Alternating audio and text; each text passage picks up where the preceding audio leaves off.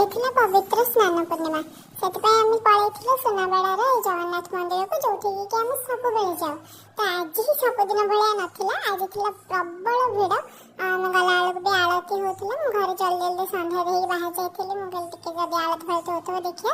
ଆଉ ସନ୍ଧ୍ୟାବେଳେ ବି ଗଜାନନ ବେଶ ହୋଇଥାନ୍ତି, ତ ଦର୍ଶନ କରିକି ଆସିବା। ଏତେ ଗହଳିରେ ଭଲସେ ଦେଖାଯାଉନଥିବ, ସେଥିପାଇଁ ମୁଁ ଗୋଟେ ଫଟୋ ବି ଆଟାଚ୍ କରିଦେଇଛି, ଆପଣମାନେ ଦେଖିନେବେ। ତାପରେ ବାହାରକୁ ଆସିଲା ବେଳକୁ ମୁଁ ଗୋଟେ ଦୁଦୁରା ଫୁଲ ଦେଖିଲି, ଯୋଉଟାକି ଗୋଟେ ଉପରେ ଗୋଟେ ଥିଲା। ମୁଁ ଭାବିଲି କିଏ ବୋଧେ ଥୋଇ ଦେଇଛି କ'ଣ। ମୁଁ ତାପରେ ହାତ ମାରିଦେଲା ବେଳକୁ ନାଇଁ, ସେ ସତରେ ଥିଲା। ତ ଟିକେ ଛିଣ୍ଡି ବି ଯାଇଛି। ଆଉ ପୁଅ କିନ୍ତୁ ଶୋଇ ପଡ଼ିଥିଲା, ଏତେ ସାଉଣ୍ଡରେ ବି ସେ ଉଠୁନଥିଲା।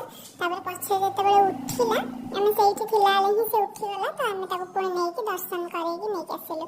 ସେଇଟାକୁ ବି ଦୁଦୁରା ଫୁଲ କହନ୍ତି ନା ନାଇଁ ମୋତେ କହିବେ। ମୋ ଜାଣିବା ତ ଦୁଦୁରା ଫୁଲ କହନ୍ତି। ଆଉ ମୁଁ କେବେ ଏମିତି ଦେଖିନଥିଲି, ଆହୁରି ପୁରା ବଡ଼ ବଡ଼ ଦେଖିଛି, ବଟ୍ ଗୋଟେ ଉପରେ ଗୋଟେ ଏମିତି ଥୁଆ ହବା ମୁଁ ଦେଖିନଥିଲି।